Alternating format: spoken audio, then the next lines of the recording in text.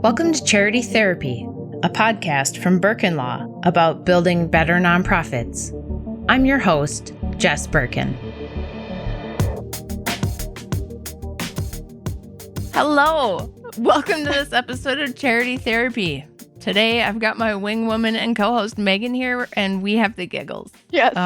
We've had like 3 bloopers trying to get started right now, and we're feeling a little silly. I don't have any witty banter for you because I have been trying to get this podcast started for like 15 minutes, and Megan and I have lost the thread. You will hear it in my voice that I cannot stop laughing, and I can't control that, and I'm sorry. But I'm so happy to be here. How are you, Right? Jess? I'm good. It was only a 4-egg day. Yesterday was a 5-egg day. The ducks, you may remember, I started raising ducks last summer. I know Megan knows this. I benefit. They started laying eggs, and I am up to my eyeballs in duck eggs, and it is the greatest thing ever. I love my ducks. Can't And recommend it enough. just on time, as everyone is freaking out about the price of ducks, about the price of ducks eggs. has also gone up. Now you just have an unending supply of eggs, and you don't have to buy them. Right? I feel like I will recoup the costs of raising them for a year and building shelter for them after about 1,500 eggs. So, there's still some pretty expensive duck eggs, but it's worth it. It's a long-term investment. That's right. That's right. All right. What are we Okay. doing? What's going on, Megan? What are we Yeah. doing here? So today's episode is all listener questions about donations and gifts. And this time, not about how to get them, but like more what to do with them once you have them. Jess, I know you get lots of clients who have questions about how they're allowed to spend certain funds, especially if they came in as a restricted gift. So first of all, can you give us a quick definition? What does it mean to take a restricted gift? Yeah. So this, and I'm not an accountant and I'm not giving you any tax advice, but what I can tell you is a restricted donation or a restricted gift is basically a contribution to the nonprofit that has been sort of earmarked for specific use. So an example that you might see is you are being asked to support like a Parks and Trails organization, and they're asking for donations to support buying some land that will add on to McKinley Park. If you donate to the Buy the Land campaign, they're going to have to use that money to buy the land and not for other general operations. Like, it can be a great way to inspire people to give, but restricted gifts can also get really tricky if you don't manage them well. The biggest scandal I can think of actually in this realm was like the Red Cross. And this is like, I don't know, 100 disasters ago. But that's sad. Disaster comedy. That's where my brain is at right now, folks. It's a blooper day. It's the depressing reality. It's fine. Right? So it was like 100 disasters ago. Maybe it was a decade. Maybe it was 5 years. I don't know. I'm old. I can't tell anymore. But the Red Cross basically was soliciting donations to support hurricane whatever, right? Mhm. And people sent millions and millions and millions of dollars because this was before people had disaster fatigue. And they got in trouble because that money was restricted. It was send money to support Hurricane Katrina relief. Well, they had more money than they could possibly ever spend on that disaster. And so they started using it to support other disasters, right? Just general operating. And they got in big trouble. It was all over the media because those were restricted gifts. The ask was support this disaster. And when you do that, when you ask for the money that way, it can cause a legal restriction on the gift. Right.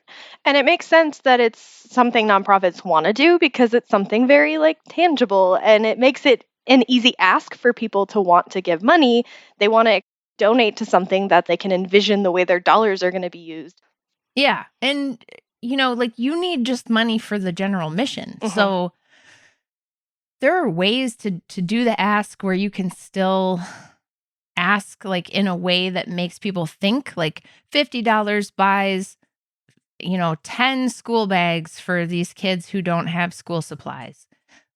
But that's not saying all you're going to do is buy the backpacks. Yeah. Right? You can make a metaphor out of it. You can be like, $200 helps a family buy a goat so they can sustain their family with selling goat milk or something like Heifer International. I assume that the donations to Heifer International are not actually restricted to the goat. So there's a way you can do it, and it is important that people are motivated, but you do need to fund your general operating expenses. All right. Well, I've got some questions from people who are in that situation. Let's do it. All right. First, I am a grant writer who just started working for a nonprofit, and I'm pretty nervous about the ED's attitude toward obtained funding.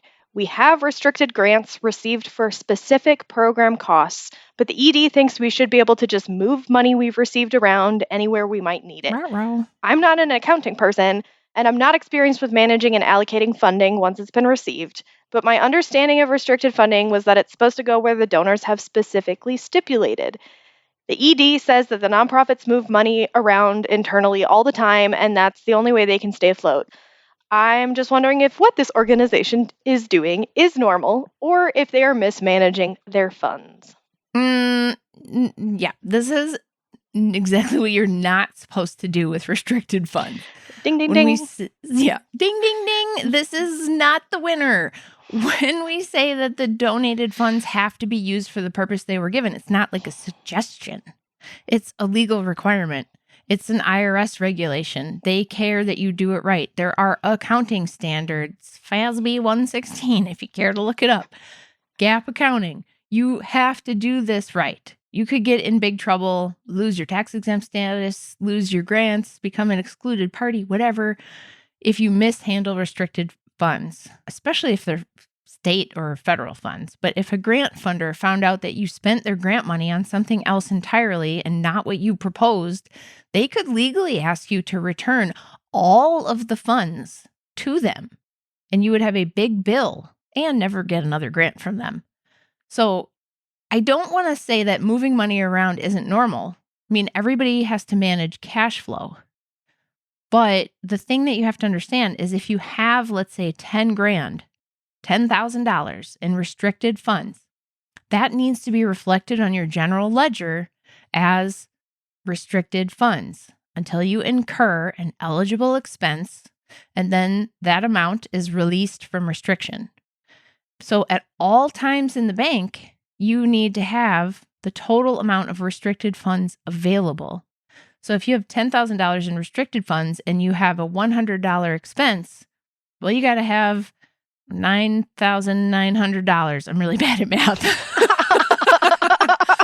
$9,900 in the bank still, right?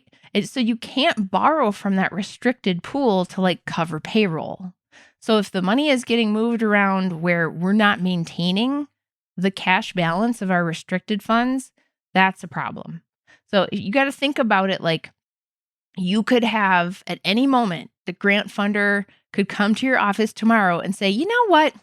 We changed our mind. Whatever you spent on the grant is fine, but anything you have left, we want it back. We decided we don't want to do this. And you got to be able to cut a check today. Right? And so that's kind of how you have to think about restricted funds. They're not yours, and they're not yours to just use for whatever. This organization probably needs to level up their accounting. They probably need a third party.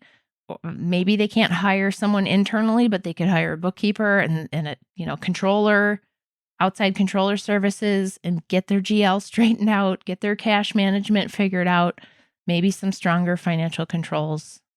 Sounds like they just need some help leveling up.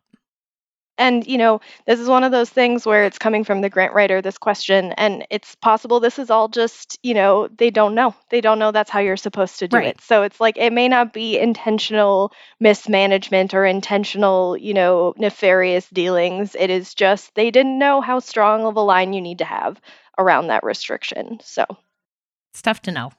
Yep. All right, on to the next question.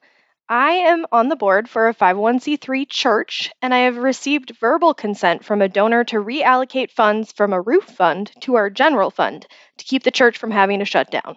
What do I do now? Do I need to document this decision? Okay, I love this. This is how you go about changing the purpose of a restricted gift. Yes, because let's be real, shit happens, I would recommend always documenting a decision like this in writing. It says they got verbal consent. If they could get an email that's like, hey, just confirming it's cool with you if we do this, and they just write back and say yes, that would be amazing. If you can't do that, it's just not really possible for you. Just writing a memo to your internal files that you had the phone call, what day you had the phone call, that you clearly said, communicated everything. I see this a lot with like churches where the congregations are sort of dwindling, and maybe they had a building fund and they were planning on having a building someday, but now like they're never going to use it and they really need those funds for operations. And it's really can just be good to send a letter to the congregation and let everybody who has ever made a donation know what's going on, and just ask for their approval to reallocate those funds to general operating. Yeah. So it's possible to change the restriction if you go about it the right way. Yep, absolutely. Awesome. All right, I got one more question for you, Jess. I run my own nonprofit, but I'm fairly new to it, and I know I need more education. I do too, because you said my nonprofit. Right? I've got almost nothing in the bank, and a generous donor has offered to give me my first major donation. Woohoo!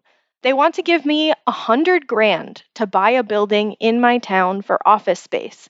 I found an awesome location I'm moving on, but I'm realizing their gift isn't going to be enough to furnish the space or get insurance or anything else beyond that. Now what? Well, hallelujah. This person, even though they started out with, I run my own nonprofit, which is always the like red flag number one, you actually are doing fundraising. You got this huge gift that I'm sure that's amazing. Feels awesome to have someone motivated by your mission. I don't know what that is. You didn't give us much to go on here, including a reason why you need a building. So we're not working with a lot of details here, but you've done the work on understanding this isn't the only cost. Like after the day of closing, maybe you own a home and you get it, right? Like the price is one thing, and then the ongoing upkeep and maintenance is a whole other thing. The question that comes up for me is, do you actually really need a building right now? And what I wouldn't want to see is that somebody's like, hey, I'm a donor and I think you need a building and I would like to give you money for that. And you're like, okay, what? And because it's new and we don't have a lot of like chops around fundraising, it's very tempting to just kind of like take what they're offering. But is this really the best way to like use these funds? Just because the donor is like offering money for this purpose doesn't mean you have to accept it for that purpose or should accept it for that purpose. I mean, I feel like they've already identified like owning real estate is a big deal, and especially for a tiny organization, and it's going to cost a lot more than just the purchase price, right? This is such a tough situation for this person. And I don't know if it is important to have space. So if it is important to have space, physical space right now, and you've already figured out that the money isn't going to be enough to pay all the costs associated with it, don't just run into this situation half-baked, right? Maybe there are other options. Like, could you rent space for a couple of years in a short-term lease? Maybe this gift would fully prepay your rent so you could focus on other things like fundraising and growing the program and figuring out what your ideal space would look like. Let's make sure that the nonprofit is having good success before we commit to real estate. It's like getting married to somebody you don't even know. I've talked to a lot of people who have said yes to something that sounded amazing, or they're a people pleaser, or they didn't know how to like turn the conversation with the donor to make it meet the nonprofit's needs. And it might seem generous, but like if it actually puts the nonprofit into a place of getting into trouble, you need to consider where the nonprofit really needs to be going and how to work with your donor and whether this money really moves you closer or further away from your goals. And when I say you, BTW, I'm saying your board, because you alone cannot make this decision by yourself. Include your board, because legally you need to have a board and you don't own the nonprofit. So make sure you're including the other people with fiduciary duties in the decision making. That's worth saying. That makes total sense. Okay, Jess, I have a couple of takeaways here. Are you ready for them? Hit me. First, this is a big one. Restrictions are real and not just a suggestion. Yes. If you have a restricted gift, you have to respect that restriction, and the funds have to be used for what they were given for. And kind of hand in hand with that, it can be hard to manage those restrictions. So it's important to get some help, both on the fundraising side, so you understand what gifts are actually restricted and what gifts are not, and also on the accounting side with how you are going to manage that on your books. Second, you can change restrictions, but there is a process and you need to get donor approval. It's not something that can just be done because you decide you need to do it. And then the last one is that you don't have to accept every restricted gift that is offered. Some may be a great fit for your organization and some may not. And you have to really consider the whole picture and not just be blinded by the dollar signs like in our last question. Yes, I love those. Those are awesome. And I would just add, there are ways to ask for gifts that make them seem very tangible, but also don't create a restriction. So don't create accidental restrictions that you didn't mean to create, because I've seen that before. Carefully craft your fundraising language. That's right. That's right. Megan, as usual, this was super fun. If you enjoyed this episode, dude, give us a thumbs up. Rate it. Review us. Subscribe. Share it with a friend. We want more nonprofits and more people who like bloopers to find our show. If you have a question, a story, anything to share, find us online or call us 612-208-9120. All right, folks, that's our show. Be sure to follow me on Instagram or Twitter at Jess Birken. We want to hear from you. Send us a message at our website, charitytherapy.show. And don't forget to subscribe to our newsletter at birkenlaw.com/signup. Charity Therapy is a production of Birken Law Office, PLLC. Our theme song is by Whalehawk. And remember, folks, this podcast is produced for your entertainment and is not a substitute for actual legal advice.